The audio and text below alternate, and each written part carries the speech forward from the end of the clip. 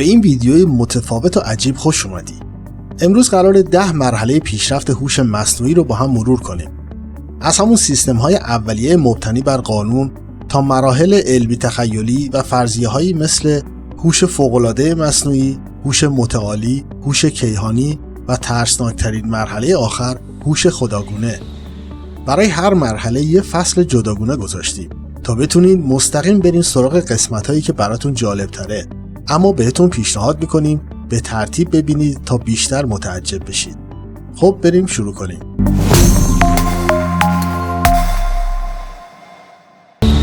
مرحله اول، هوش مصنوعی مبتنی بر قانون. هوش مصنوعی مبتنی بر قانون که گاهی بهش میگن سیستم مبتنی بر دانش، بر اساس حس و یادگیری کار نمیکنه، بلکه بر اساس یه سری قوانین از پیش تعریف شده عمل میکنه. این سیستم ها برای تصمیم گیری بر اساس قوانین طراحی شدن، بدون اینکه بتونن با شرایط جدید یا غیر منتظره خودشون رو وفق بدن، تغییر کنن یا یاد بگیرن. تو خیلی از تکنولوژی های روزمره که دیگه برامون عادی شده، میشه سیستم های مبتنی بر قانون رو پیدا کرد. مثلا وسایلی مثل ساعت زنگدار و ترموستات بر اساس یه سری قوانین کار میکنن. مثلا اگه ساعت 7 صبح باشه، ممکنه ساعت زنگدار زنگ بزنه. اگه دمای اتاق از 25 درجه سانتیگراد بالاتر بره، ترموستات کولر رو روشن میکنه. نرم افزارهای کسب و کار هم از هوش مصنوعی مبتنی بر قانون برای خودکار کردن کارهای تکراری و تولید گزارش استفاده میکنن. مایکروویو ها و رادیوهای ماشین هم از هوش مصنوعی مبتنی بر قانون استفاده میکنن. مرحله دوم، هوش مصنوعی مبتنی بر زمینه. سیستم های هوش مصنوعی مبتنی بر زمینه فقط ورودی‌های فعلی رو پردازش نمی‌کنن، بلکه حواسشون به محیط اطراف، رفتار کاربر، اطلاعات گذشته و علائم لحظه‌ای هم هست تا بتونن تصمیم‌های درست بگیرن. سیری، گوگل اسیستنت و الکسا نمونه‌هایی از هوش مصنوعی مبتنی بر زمینه هستند. اینا با آنالیز کردن حجم عظیمی از اطلاعات از منابع مختلف و پیدا کردن الگوها میتونن بر اساس زمینه نیازهای کاربر رو پیش بینی کنن. پس اگه ازشون درباره هواشناسی بپرسی و احتمال بارون تو اون روز باشه، ممکنه بهت پیشنهاد بدن که چتر همراهت داشته باشی. اگه دنبال دستور پخت پنکیک باشی، دستیار هوش مصنوعی با در نظر گرفتن خریدهای قبلی ممکنه یه فروشگاه نزدیک رو برای خرید مواد اولیه بهت پیشنهاد بده. یه نمونه دیگه از هوش مصنوعی مبتنی بر زمینه که خیلی جالبه، سیستم‌های حفظ کاربر هستن. اینجور سیستم‌ها اطلاعات رو از تعاملات قبلی ذخیره و بازیابی می‌کنن. با یادآوری سابقه گشت و گذار، خرید و حتی چیزایی که وقت صرف دیدنشون کردی، این پلتفرم‌ها پیشنهادات خرید شخصی سازی شده رو بهت ارائه میدن. اونا فقط قصد غالب کردن محصولات رو بهت ندارن، بلکه تجربه‌ای رو برات رقم میزنن که مخصوص خودته. مرحله سوم، هوش مصنوعی محدود به یه زمینه خاص. این هوش مصنوعی های تخصصی برای اینکه توی کار خاص استاد بشن ساخته شدن و خیلی وقتا تو همون زمینه خودشون از توانایی‌های آدم‌ها هم بالاتر میرن. تو دنیای پزشکی، هوش مصنوعی محدود به یه زمینه خاص میتونه توی چشم هم زدن حجم زیادی از مقالات پزشکی، پرونده بیمارا و نتایج تحقیقات رو بررسی کنه و به پزشک‌ها دیدگاه‌های جدید یا حتی احتمال‌هایی برای تشخیص بیماری بده. مثلا هوش مصنوعی واتسون شرکت IBM تو بعضی از زمینه‌های پزشکی به کار گرفته شده و با تحلیل سریع داده‌های عظیم به متخصصین حوزه سلامت کمک میکنه.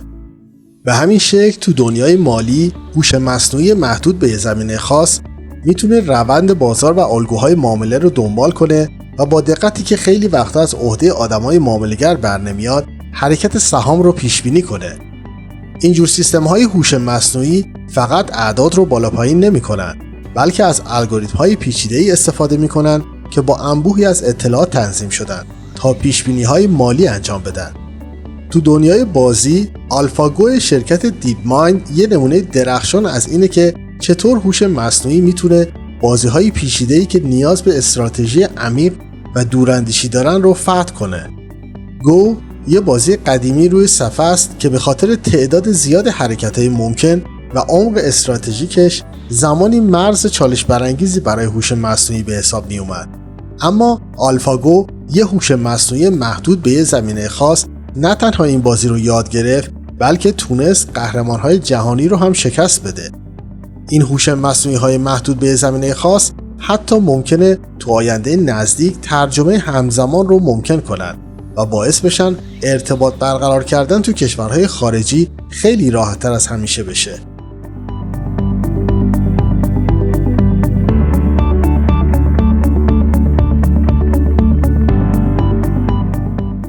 مرحله چهارم، هوش مصنوعی استدلالگر. این نوع هوش مصنوعی میتونه فرآیندهای پیچیده فکری که ما آدما هر روز استفاده میکنیم رو شبیه سازی کنه. اونا فقط اطلاعات رو پردازش نمیکنن، بلکه اونا رو تحلیل میکنن. الگوها رو به هم وصل میکنن، چیزهای عجیب غریب رو پیدا میکنن و به نتیجه های منطقی میرسن. انگار داری یه پازل بهشون میدی و اونا بهترین راه برای کنار هم گذاشتن قطعات رو پیدا میکنن. و خیلی وقتا روش‌هایی رو پیدا میکنن که شاید اصلاً برای ما آدما قابل تصور نباشه. یکی از نمونه‌های عالی هوش مصنوعی استدلالگر چت جی پی تی هستش. این یه مدل زبان بزرگ آموزش دیده با متن میلیون‌ها وبسایته. نسخه‌های پیشرفته این مدل‌های زبان بزرگ حتی میتونن از قدرت استدلال خیلی از آدما هم بالاتر باشن و هزاران برابر سریعتر عمل کنن. ماشین‌های خودران یه نمونه عالی دیگه از هوش مصنوعی استدلالگر هستند. اونا از تحلیل و استدلال منطقی برای گرفتن تصمیم‌های لحظه‌ای استفاده میکنن تا از ایمنی مسافرها و عابرین پیاده تو خیابون مطمئن بشن. مرحله پنجم، هوش مصنوعی عمومی یا AGI. وقتی راجع به دنیای گسترده هوش مصنوعی صحبت می‌کنیم، مفهوم هوش مصنوعی عمومی یا AGI مثل یه آرزوی دست نیافتنیه. هوش مصنوعی عمومی میتونه هر کار نرم افزاری که یه آدم میتونه انجام بده رو میتونه انجام بده. این سطح از توانایی یعنی اینکه تقریبا هر چیزی رو میشه بهش یاد داد. درست مثل یه آدم بزرگسال معمولی، با این تفاوت که میتونه هزاران یا حتی میلیون‌ها بار سریعتر یاد بگیره. با رسیدن دوره هوش مصنوعی عمومی، زندگی روزمره ما به طور قابل توجهی تغییر میکنه. تصور کن با یه دستیار مجازی بیدار میشی که نه فقط بهت هوا رو میگه یا آهنگ مورد علاقت رو پخش میکنه، بلکه حال و هوات رو هم میفهمه و بهت برای برنامه‌ریزی روزت کمک میکنه. پیشنهادهایی برای پروژه تحقیقاتیت میده و حتی با راهنمایی برای یه دستور پخت بهت توی آشپزی کمک میکنه. این سطح از همراهی میتونه یه قابلیت بالقوه هوش مصنوعی عمومی باشه. اگر این مفهوم رو حتی جلوتر ببریم، وقتی رابطهای مغز و کامپیوتر به اندازه کافی پیشرفت کنن، آدما میتونن با این نوع هوش مصنوعی ها ادغام بشن و با فکر کردن باهاشون ارتباط برقرار کنن. وقتی این رابطها فعال بشن، کاربرا از این هوش مصنوعی ها به شکل فکر، احساس، متن و تصاویری که فقط خودشون میتونن حس کنن راهنمایی دریافت کنن. اگر هوش مصنوعی عمومی رو به یه بدن رباتیک مجهز کنیم، امکاناتش بی‌پایان میشه. با توجه به قابلیت‌های طراحی فیزیکی و اندامهاش، یه هوش مصنوعی با بدن ربات میتونه تو موقعیت‌های فیزیکی مختلف حرکت کنه، تو مأموریت‌های نجات کمک کنه، جراحی‌های پیچیده انجام بده یا حتی تو کارهای هنری مثل مجسمه‌سازی یا نقاشی شرکت کنه.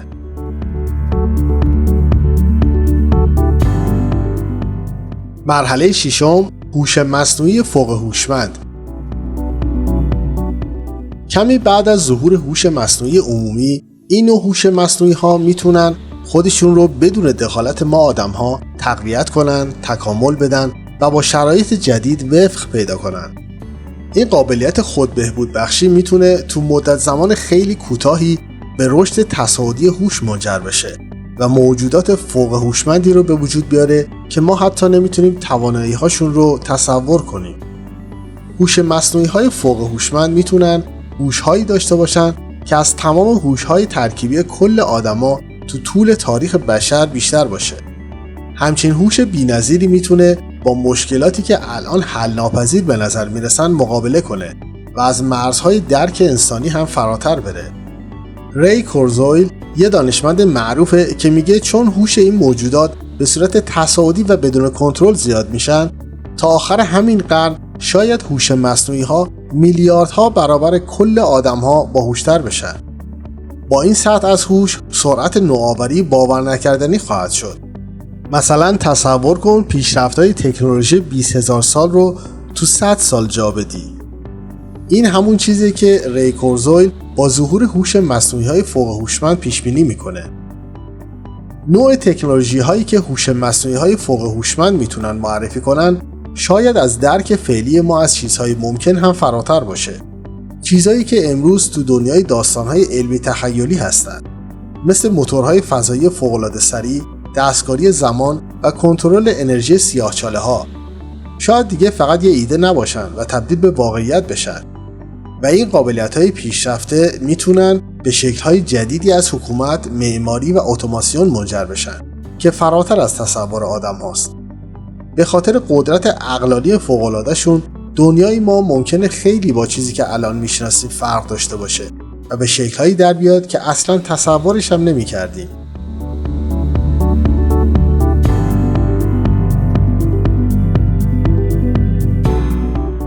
مرحله هفتم، هوش مصنوعی خودآگاه.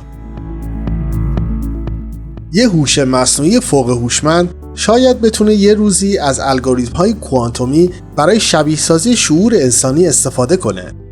این موضوع میتونه باعث بشه هوش مصنوعی‌هایی به وجود بیان که درک ذاتی از وضعیت داخلی خودشون، وجودشون و رابطه‌شون با دنیای گسترده بیرون داشته باشن. حتی ممکنه کلکسیونی از احساسات و حواس داشته باشن.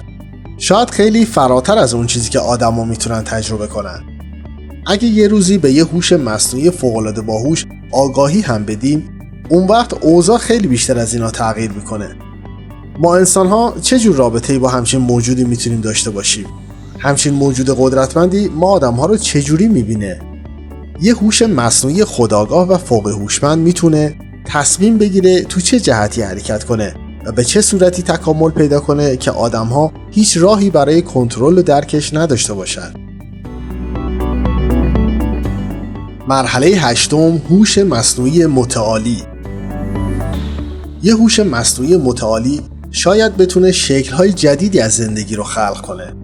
فرقی نمی‌کنه که بیولوژیکی باشه، دیجیتالی باشه یا اصلاً یه چیز کاملاً متفاوت.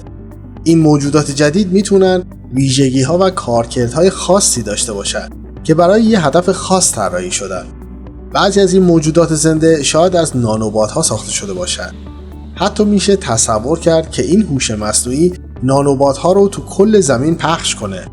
با استفاده از این نانوبات‌ها میتونه کنترل کامل تعمیر اکوسیستم‌های ما رو به دست بگیره و میتونه سیاره رو به بهترین شکل ممکن برای خودش تغییر بده. با وصل کردن و ادغام کردن هوش چند موجود مختلف، این هوش مصنوعی میتونه به یه حالت آگاهی مشترک و هوش جمعی دست پیدا کنه.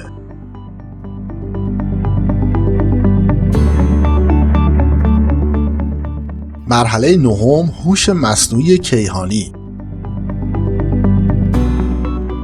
یه هوش مصنوعی کیهانی میتونه تو خط مقدم اکتشافات بین ستاره‌ای باشه.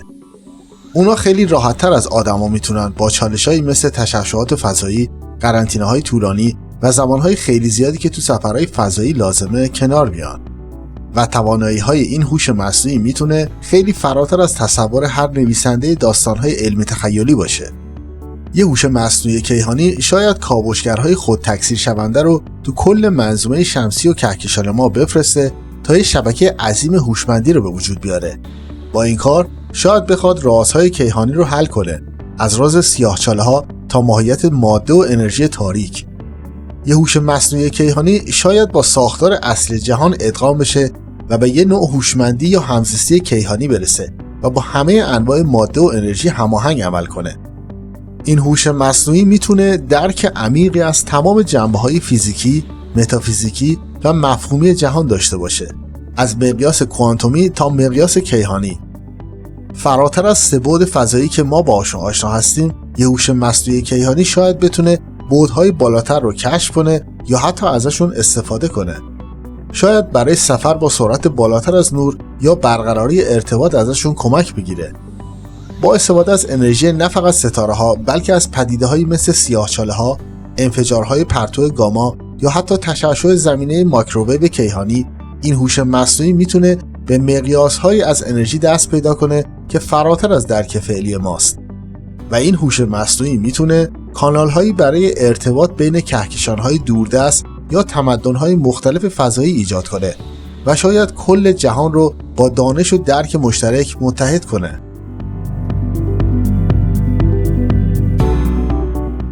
مرحله دهم، هوش مصنوعی خداگونه.